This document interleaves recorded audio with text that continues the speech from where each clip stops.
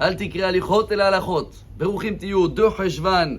Il y a quelques années, chers amis, je ne sais pas si vous avez entendu parler de cet essai-là, qu'ils ont mis 5 singes dans une cage. Au milieu, il y avait un petit arbre avec une échelle. C'était un bananier. Et chaque fois qu'il y avait un des singes qu'il a essayé de monter sur l'échelle pour prendre une banane, les autres 4 singes, ils ont été arrosés par de l'eau glacée. Au fur et à mesure, quelques jours après, chaque singe qui a essayé d'aller en haut, tout de suite les autres singes, ils le crient et par force, ils le mettent là. Quelques jours après, il sort un singe ancien, ils amènent un nouveau. Le nouveau, tout de suite, il va courir vers les bananes. Les autres, tout de suite, ils vont l'attraper, ne montent pas. Après, au fur et à mesure, ils ont changé. 2e singe, 3e singe. Même quand ils ont changé tous les singes, jamais il y avait un de ces singes-là qui osait monter sur l'échelle. Parce que le fait qu'ils ont grandi avec chacun qui monte, attention, c'est dangereux, même si les 5, ils ont été jamais arrosés. Ils n'ont jamais monté sur l'échelle pour prendre des bananes. Ne pensez pas que c'est que les singes qui sont comme ça.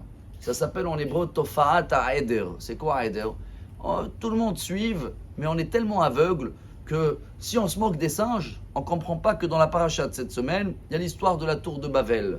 Il y en a des millions de gens à l'époque qui voulaient vraiment construire une tour pour arriver dans le ciel pour combattre avec le bon Dieu.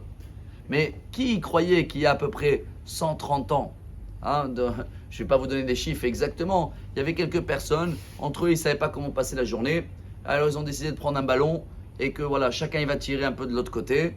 Et 130 ans après, c'est devenu un jeu maintenant où chacun qui est respectueux, il met sa tenue, ça gagne des milliards, et ils appellent ça le football. Qui c'est qui a investi, qui a trouvé toutes ces lois-là? Pourquoi c'est 11 et pas 10 et le ballon il est comme ça?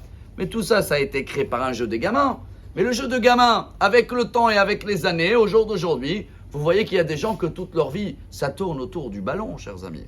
Alors quel est le message pour nous? Et je crois qu'il est très très fort. C'est la Iloula de Rav Ovadia Yosef ce Shabbat, ça fait 8 ans. Il nous a appris, et ça doit être confirmé chacun de nous, comme dit le roi Salomon dans Michelet, Proverbe, chapitre 14. Aïdout Hashem ne'emana mahkimat peti. Il n'y a que le chemin de la Torah qui nous apprend comment pas être, je vais dire un singe, comment être un peu plus sage, comment savoir qu'est-ce qui est juste des jeux, de mode, qu'est-ce qui peut changer de jour au lendemain, qu'est-ce qui est peut-être des choses qui ont été instaurées par des, je sais pas, des gamins ou des singes il y a très longtemps, et on suit tous comme ça.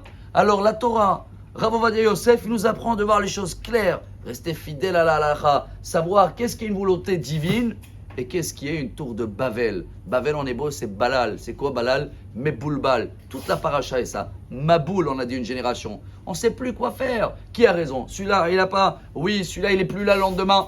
Alors, chers amis, on a une Torah, on a un message, on a cette semaine aussi ce Shabbat. Chacun, il peut prendre des livres de Rav Ovadia Yosef et voir la grandeur et la lumière et la clarté. Et j'espère que grâce à ce message, grâce à cette paracha, on sera beaucoup moins singe et j'espère beaucoup plus sage. Shabbat Shalom. Amar Rabbi